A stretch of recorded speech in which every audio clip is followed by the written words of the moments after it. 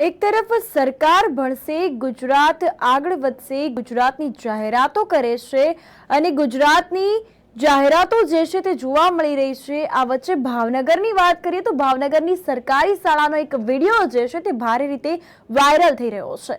વિજય talkies પાસે આવેલી નગર પ્રાથમિક શિક્ષણ સમિતિની શાળા નંબર 42 શહીદ ભગતસિંહ શાળા ખાતે નાના વિદ્યાર્થીઓ સાવરણો લઈને વાર્તા હોય તેવો દ્રશ્ય જે છે તે જોવા મળ્યું છે। આ વિડિયો જે છે તે સામે આવ્યો હતો અને શાળામાં અભ્યાસ કરવા આવતા વિદ્યાર્થીઓ પાસે સફાઈ કરાવવામાં આવતી હોવાનો વિડિયો જે છે તે ભારે રીતે વાયરલ થયો છે અને આ વિડિયો જે છે એક જાગૃત નાગરિકે ઉતાર્યો છે અને સોશિયલ મીડિયામાં આ વિડિયો વાયરલ કર્યો હતો। તો વિદ્યાર્થીઓને અભ્યાસને બદલે સાવરણો લઈને સફાઈ કરાવવામાં આવે તો ક્યાંથી ભણશે ગુજરાત તેવા સવાલો લોકો કરી રહ્યા છે।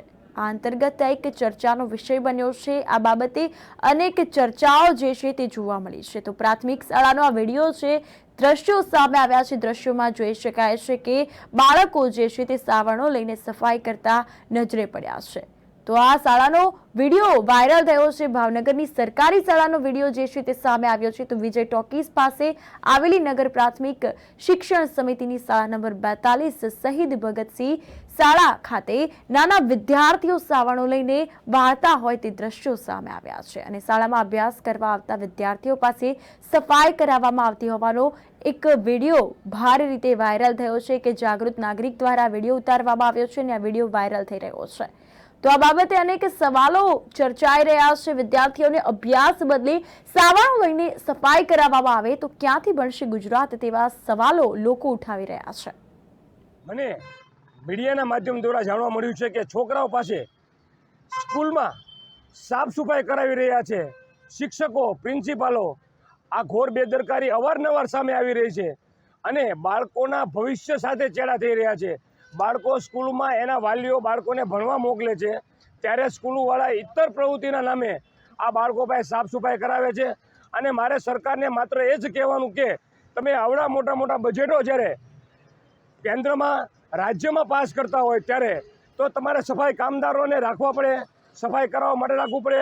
આની પહેલાંય પણ અવારનવાર બાળકો પાસે પાણીની ટાંકીઓ, પાણી માટેનું ટોયલેટ પણ સાફ કરાવવા। પ્રકાશ વાઘાણી, પૂર્વ પ્રમુખ, ભાવનગર શહેર કોંગ્રેસ સમિતિ। આ ભારતીય જનતા પાર્ટીની સરકાર સ્વચ્છતાના નામે કરોડો રૂપિયા વાપરે પણ એ સ્વચ્છતા ક્યાં? ફક્ત રોડ ઉપર, સ્કૂલમાં નહીં। ત્યારે પહેલાં એક વિભાગ હતો, વર્ષો પહેલાં અમે નાના હતા ત્યારે અઠવાડિયે બાળકોને, વિદ્યાર્થી પોતે અઠવાડિયામાં એકવાર સફાઈ, પછી સ્કૂલ હોય, વિસ્તાર હોય, શહેરી હોય, એની સફાઈ કરતા એ ભાગરૂપે હતું।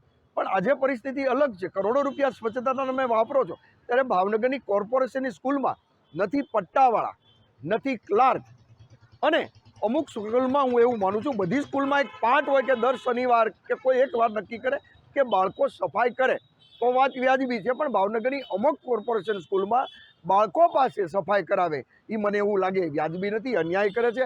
જ્યારે કરવું હોય તો બધી સ્કૂલમાં દર એક વારે બધા બાળકો સાથે મળીને સફાઈ સ્વચ્છતા કરે તો હું એવું માનું છું સારી વાત છે।